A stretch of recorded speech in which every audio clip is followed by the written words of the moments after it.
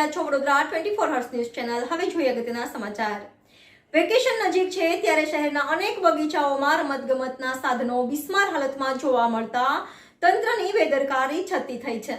Vacation નજીક છે ત્યારે શહેરના અનેક બગીચાઓમાં રમતગમતના સાધનો બિસ્માર હાલતમાં જોવા મળતા તંત્રની બેદરકારી છતી થઈ છે।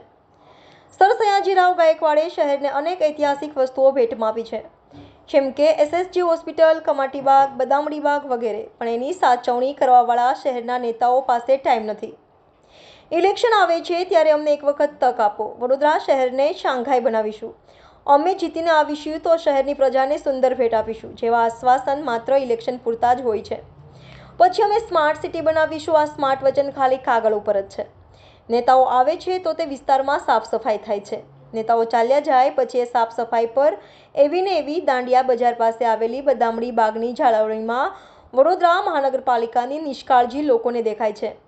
તેના અમારી પાસેના પુરાવા અહીં પ્રસ્તુત કરવામાં આવે છે। અમારા પત્રકાર રૂટીન પ્રમાણે બદામડી બાગની વિઝિટમાં ગયા ત્યારે તેમને કસરત કરવાના સાધનો 1 મહિના ઉપરાંતથી ધૂળ ખાતા દેખાયા।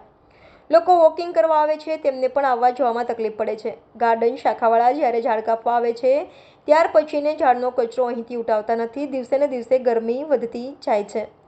પરિવારવાળા લોકોના બાળકો સાથે સાંજે અહીં આવે છે, એમાં મચ્છર થાય, બીમારી ફેલાય, પણ મહાનગરપાલિકાના સત્તાધીશો અને અધિકારીઓને આ બાબત દેખાતી નથી। વિસ્તારના કાઉન્સિલરો પણ સમગ્ર બાબતથી અજાણ છે। ભગવાન સૌને સદબુદ્ધિ આપે, કેમ કે હવે વેકેશન નજીક છે અને રમતગમત તથા કસરતના સાધનો બિસ્માર હાલતમાં છે।